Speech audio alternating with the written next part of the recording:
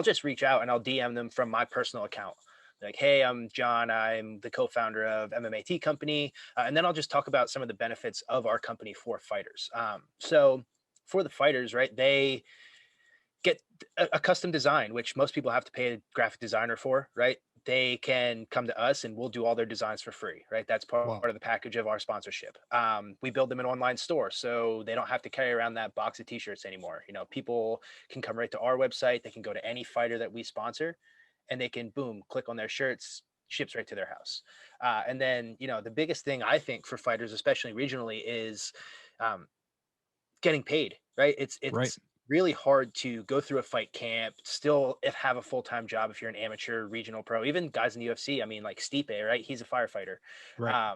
Everybody's trying to make some cash, and we're, really focused on making the fighters top priority. So we pay them more than we pay ourselves. Hey, quick shout out to our primary sponsor for this episode. It is Peter Harrett. He's the author of The Rings of Hesaurun, and here's an excerpt from his book. Check it out. The steadily intensifying rumble echoed through the river valley. Pierce stared in that direction, but the sound offered not a single clue to its source or the cause. Lauren, his wife, and their 3 children joined him on the high bank, all searching the murky sky as one. A mixture of wonder and dread of the unknown filled their hearts. As it neared the ground, the sound grew exponentially, roaring, snapping, popping, and shaking the bones of the small group of onlookers. Then the low-hanging clouds started glowing, radiating yellow light on the snow-covered grasslands. To the family, it seemed as if the sun was falling to earth. They watched in horror as a fireball broke through the glowing clouds and streaked to the ground. As it struck, the object threw up a frightening plume of earth and snow, followed by a deafening boom. The concussion wave that followed sent them reeling. Their world shook violently, and snow fell from the trees around them as they struggled for balance.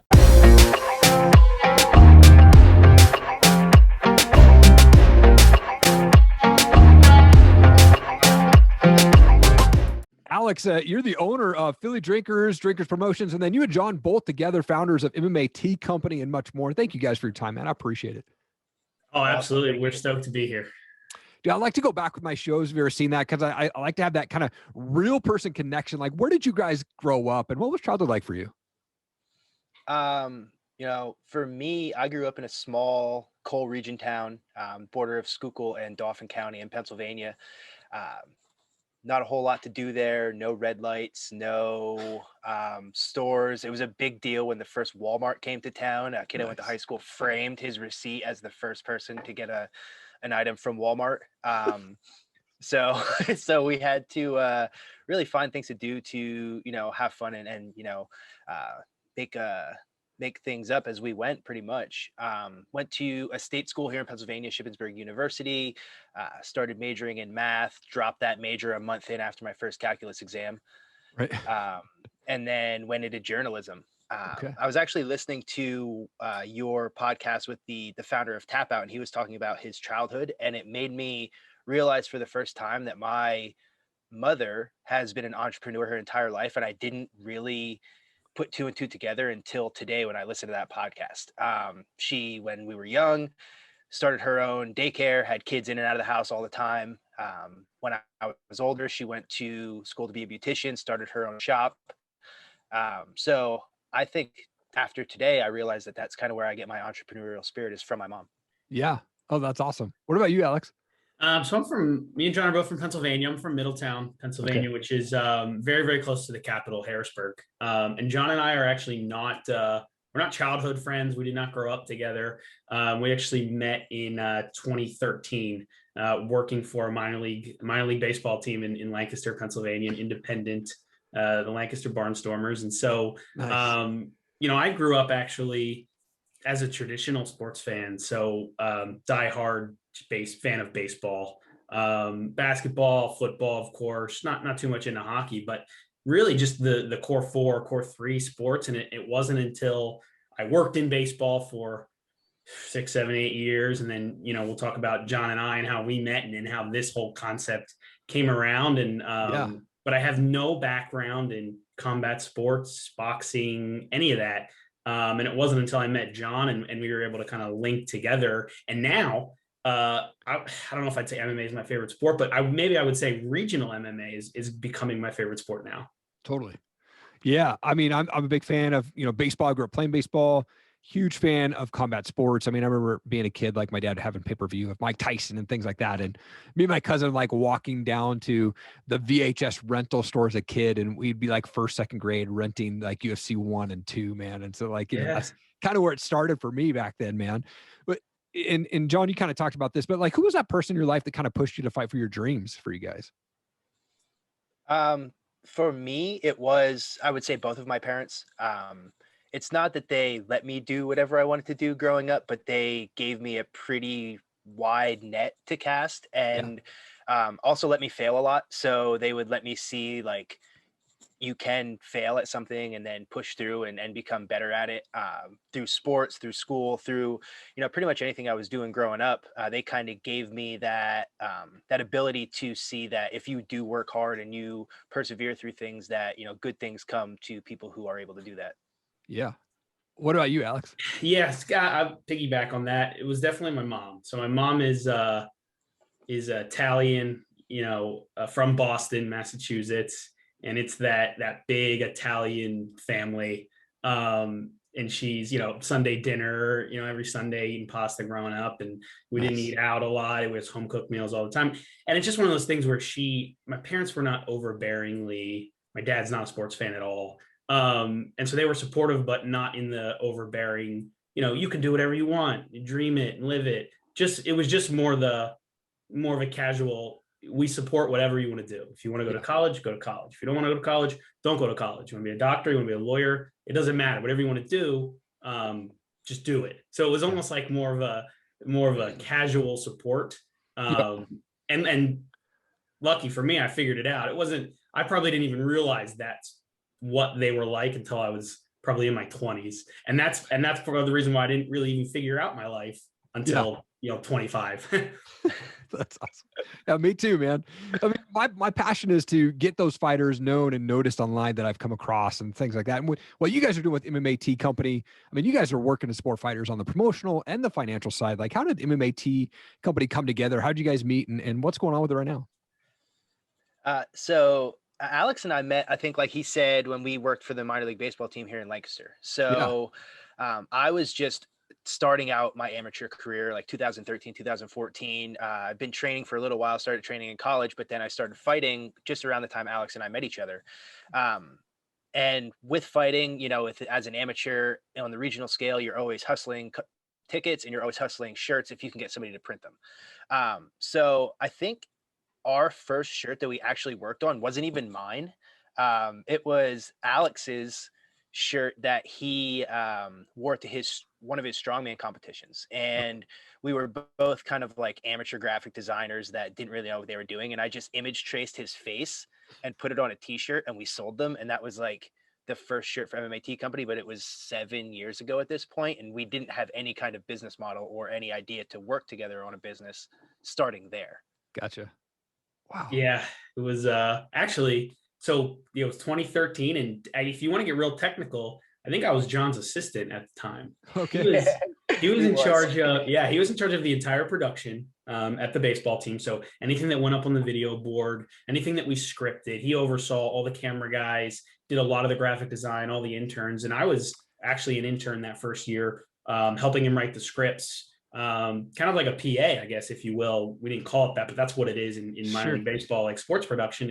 And I just remember John, and I didn't know much about the sport of MMA, especially at the regional level, right? Of course, I knew about it at the UFC level. And I just remember him getting ready for a fight and fights and cutting weight.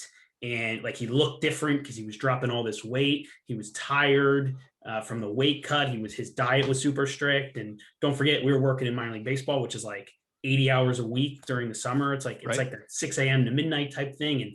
And I remember he would have the tickets spread out on his desk. He'd be doing his full-time job, and then he'd have a cardboard box full of t-shirts. And it's like, well, if I don't sell these, I have leftovers. It's like, this guy's paying me with cash, this guy's PayPal. So it was just like this constant, so much going on. And to his point, I still compete a little bit, but at the time I was really getting into like Strongman Corporation, which is like, guys pulling trucks, like that kind of thing. Yeah. And I had qualified. It was a couple of years later for nationals for the first time at the amateur level. And we wanted to sell shirts to raise money. And I think I had a cousin at the time who had cancer, and I wanted to raise money. So I thought, this is a good way. Let's sell shirts. And so he put a logo on a shirt. I still paid for a big chunk of them, and I probably still have some laying around because they never all sell and you get the sizes wrong. So that was our first taste of like, how can we sell merch? How can fighters sell merch? Who do fighters use? Are they taking orders and then collecting all this money and trying to figure it out and then paying a screen printer, right? It's that battle. Or are they just buying them in bulk and hoping they sell? And if they don't sell, they've got inventory that'll never sell. They've got 100 smalls and they ran out of XLs. So like going back to me and John meeting, it was just, we touched on it, right? We barely touched on his MMA shirts, my strongman shirts. And then almost 10 years later, we've been friends the whole time, but it was almost like, remember this? Like, should we try this again? And that was like 2020 that we had that conversation again. Man, that's so cool, dude. I totally understand that. Like, when Top Rated MMA started 2012, man, we came together, my wife and I, she came up with the name, and we decided we were going to be 100% American made apparel. And we were kind of, like Tap Out was really big then. And we're like, all right, let's make this different. And so, we went out and we spent way too much money on screen printers. We over ordered way too many shirts, man. Never sold any. Our first sponsored fighter was John Prince Albert, who was on the Ultimate Fighter way back in the day, because he was from the Seattle area where I was at. And I think his shirt was so like intricate and so many like designs and colors. I think we ended up selling it for like $35. Didn't even sell, like, right? Like we had no idea what we were doing. And I remember like people complaining like, man, why is this shirt so expensive? I'm like, dude, I got to make some money back because it cost me so dang much, man. And then I think we ended up like donating like 60 shirts to Hurricane Katrina, like people at the end of the day, when I was like, all right, screw it, man. I'm, because I actually put Top Rated MMA on Craigslist and said, who wants to buy this logo, this brand? In 2015, this guy called me up and he was going to offer me like $3,000 for it. And in that call, I was like, no, I'm not going to do it, man. And then I restarted and restructured the podcast in 2017. And here we are today, man. Yeah.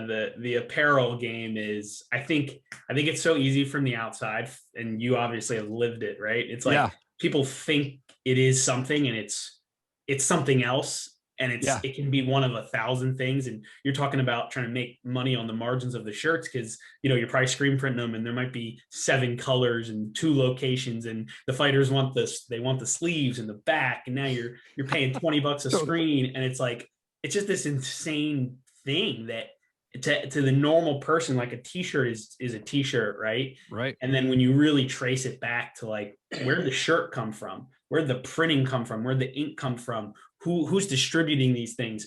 It's a whole world that people have no idea about. And now I'm sure you still do it to this day. And John is just now starting to get there. We're walking around in stores like, like, I wonder, like, I know it has that logo on it, but I wonder who actually makes that.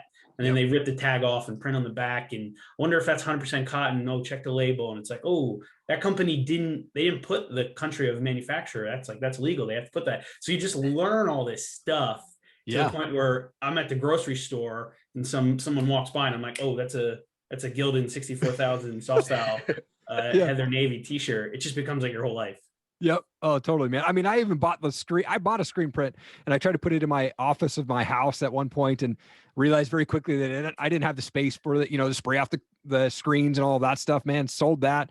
I have a heat press now, so I do heat press just onesie, twosie shirts here and there. But nice. That whole process, man, is such a like you said, man. Most people don't even realize how much work actually goes into making those shirts, man.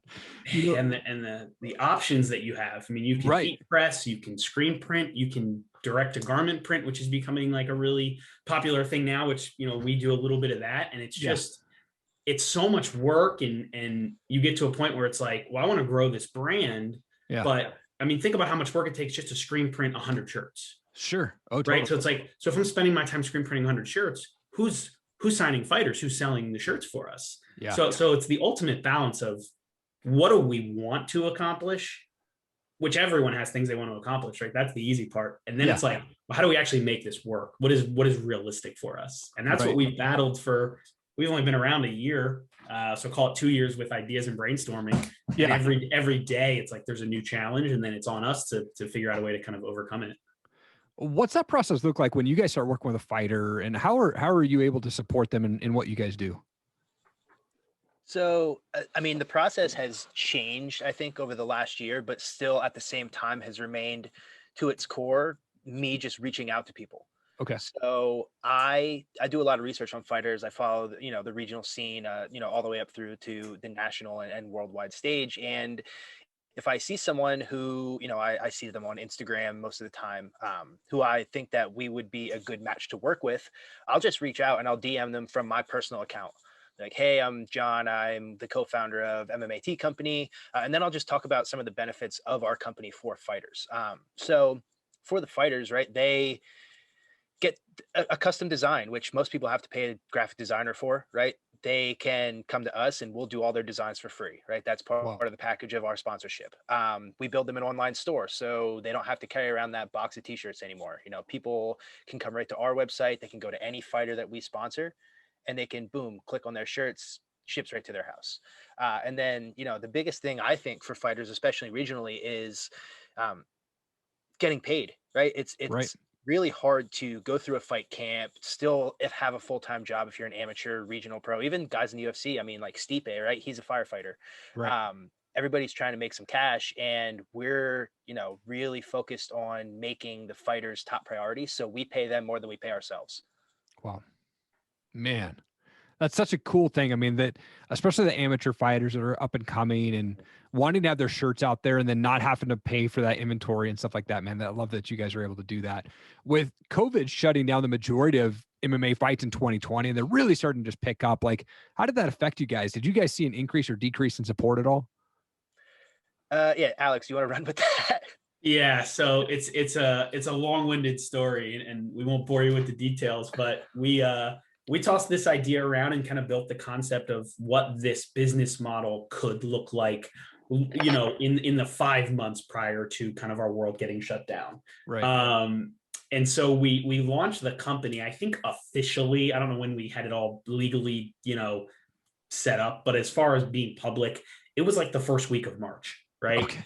So we had this concept and we had some fighters in mind that we already had, I guess, unofficially signed, had conversations just from John's inner circle, right? He was technically our first sponsored fighter, but then outside of him, some of his training partners, friends from the gyms, and we kind of got this concept, loosely built and got logos on the website. And it's always a work in progress, but especially then. And Yeah. the goal at the time was actually really to work with fighters and figure out when is your next fight, okay? Because they're collecting sponsors, they're doing all that, they're going through camp. And then based on there, we would work backward, which we still do. Here's the fight, which means if we're guaranteeing all this apparel to your fans to be in their hands by fight night, when do we have to print them?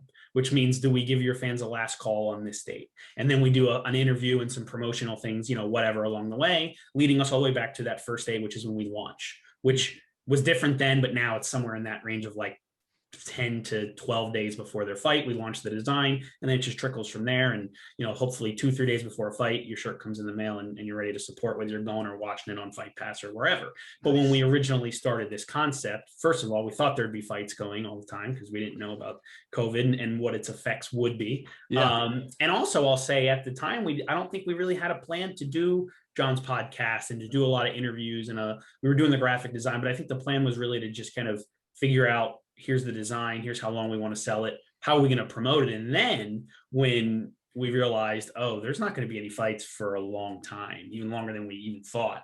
And so what we decided to do then was we kind of had to scrap that business model, because the whole goal was to sell shirts for events. Well, now there's no events. So we tried to figure out a way, how do we print shirts and sell them with no events? And the easy answer might be, run a campaign. As soon as you hit 2 weeks, do a cutoff. Hopefully you sold 12, because then you can screen print them. And then, it's the money kind of works. And then we realized, well, we actually kind of want to be in the volume game to start. Like, how quickly can we get to 10 quality athletes and then 20 and then 30? And so that's when we really started to figure out that maybe heat press and or the direct to garment thing would work for us. So that's what we started doing. We'd sign an athlete. I think Letitia Mole was our first one, a female fighter here out of Pennsylvania. And as people ordered the shirt, it would print one at a time and send out. And our margins are okay. They weren't great. We were using a third-party vendor to kind of fulfill on the back end. And Yeah, our margins weren't good, but we didn't care, right? The whole thing for us, and it still is, like, how do we grow this brand? How do we grow the footprint? How do we become a name that people recognize? And so that's kind of how we survived. Our business survived COVID. Was let's see how the quality of fighters we can sign. Let's put together quality artwork. Then we built calendars out. Okay, you're going to do your interview this day. Your shirt gets released this day. We'll do every Friday after your shirt gets released. We'll do a flash sale Friday. We'll do a tank top since you only have t-shirts in the store. So we kind of just started building these little calendars out when we had 10 fighters or so, and the shirts sold because, first of all, people were sitting at home anyway, so they just want to support. We were able to kind of piggyback on the whole, there's no events happening. Like, so how else can we support these fighters while they're not getting paychecks because they're not able to sell tickets? And then, as you know, that slowly developed into, fights are back, but no fans are allowed. So it's kind of that weird, people can't buy tickets, so maybe they'll buy shirts to support. But on the flip side of that, are they less likely to buy a shirt because they're not going to be there wearing the shirt? So we've constantly battled this. And then from a business standpoint, it's like, our margins are bad. How do we get them better? Do we buy our own DTG? Do we take it in-house and from, so on and so forth? And then all the way up until the times we're living in now, which continue to improve, hopefully. And that's where events are happening again. And this is actually where we're hopefully going to really thrive, because now we can build out these campaigns for fighters, which have been working well, and screen print in bulk. And if it takes a week or a week and a half for a shirt to get to someone, the consumers don't care, because it's all about as long as they have it for that fight. So we're able, in the world of Amazon, where everything's 2-day and overnight shipping, we actually can like jump over that, and those rules don't apply to us, and no one cares, because as long as they have it for the fight, everybody's happy, everyone's good. So we're able to survive in that, and from there, it's just been a constant. How do we develop this business model? How do we screen print on time? Who are we working with? Where are we doing our printing? And it's typical business stuff. How every day we wake up, what went wrong? We had this campaign. How do we improve? How do we make our margins better? How do we pay the fighters more? And from there, it's just been this, we have a set plan, but it's not so set that we refuse to adapt, which we've obviously had to do. Yeah. And what are those major goals for you guys in 2021? Where do you want to see this company go? I think, and we talked about this a little bit on an interview, I think ultimately, without being too concrete, we want to have an entire 12-month span, which, we're a couple months in now in 2021, where we are sponsoring, we would love to have 10 events a month.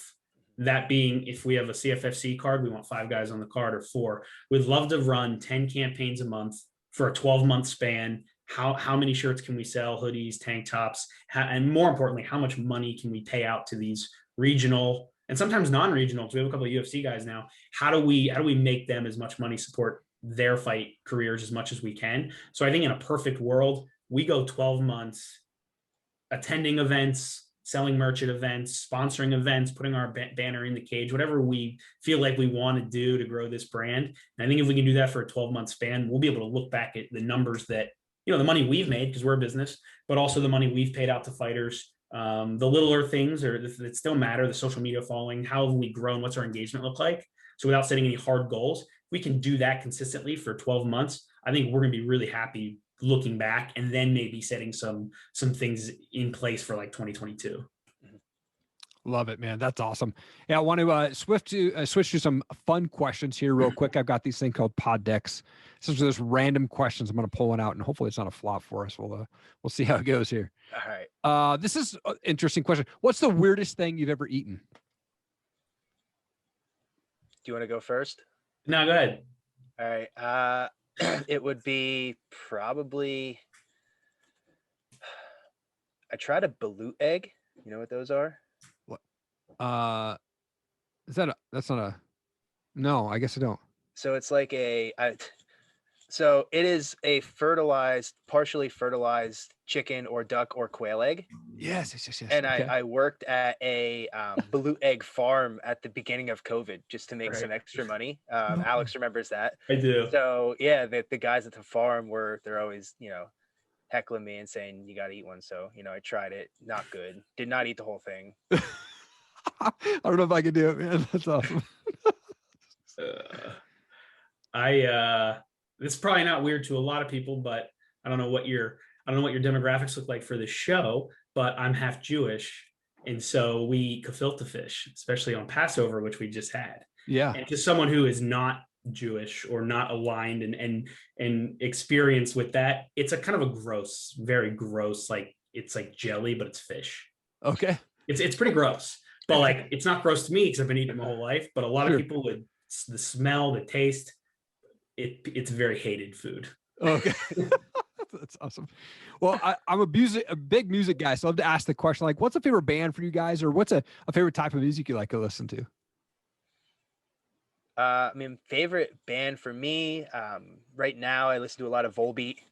Grew up listening to Breaking Benjamin, Chevelle, 3 Days Grace. That whole kind of era of rock music was what I really grew up listening to. But then I also have, Spotify and Apple podcast mixes of, anything from Luke Combs to, Tyler Childers to Jay-Z and Kanye and, Childish Gambino. And pretty much it spans the entire realm of music, but those are like my three like genres, I would say.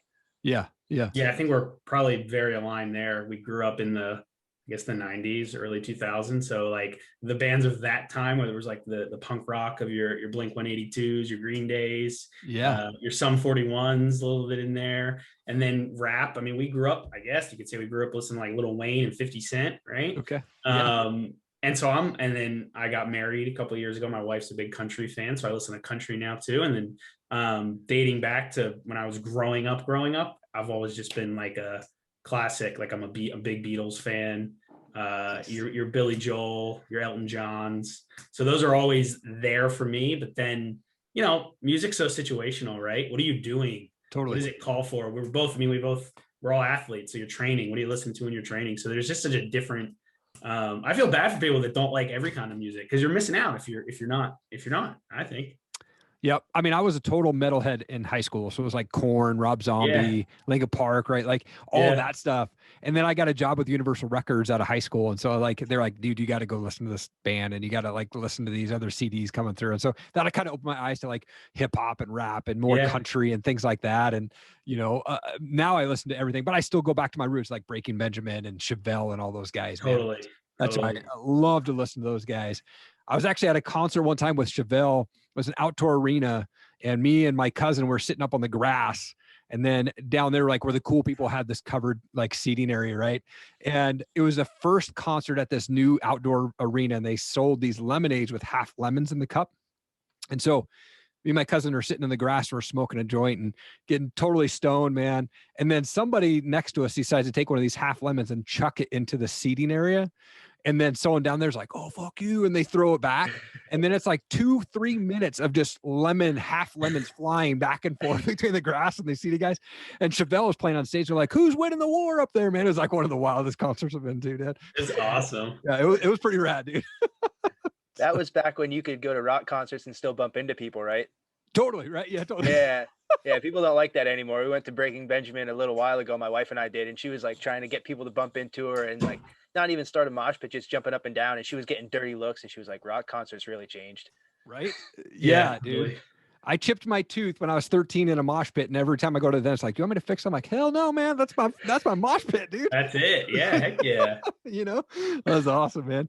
Alex, John, this was such a great show, man. Thanks for coming on and having an awesome conversation, man. I love what you guys are doing and supporting amateur and up-and-coming MMA fighters and all their, like, financially, man, that when they especially need you guys, man. So you guys are really changing the world, man. Keep doing what you're doing. I'm proud of you guys, man. Thank you so much for taking the time. Awesome, Eric. Thank you so much for having us. I appreciate it. Thanks for having us. Thank you so much for watching the show today. I appreciate it. If you could, please leave a rating and review on our Apple podcast. The link is down below. That helps us get our message out, get the show out, helps us get ranked out there on the Apple podcast. Also, leave a comment below, man. I'd love to know what part of this show made the most impact on you. I respond to every comment on there. And please share this video, whether you're watching on Facebook, Instagram, YouTube. Please share it out. We want to make sure that we impact as many people as we can with the guests that come on my show and highlight those guests and what they've got going on, and they're changing the world. So thank you so much for the time. So appreciate it. Have an awesome day.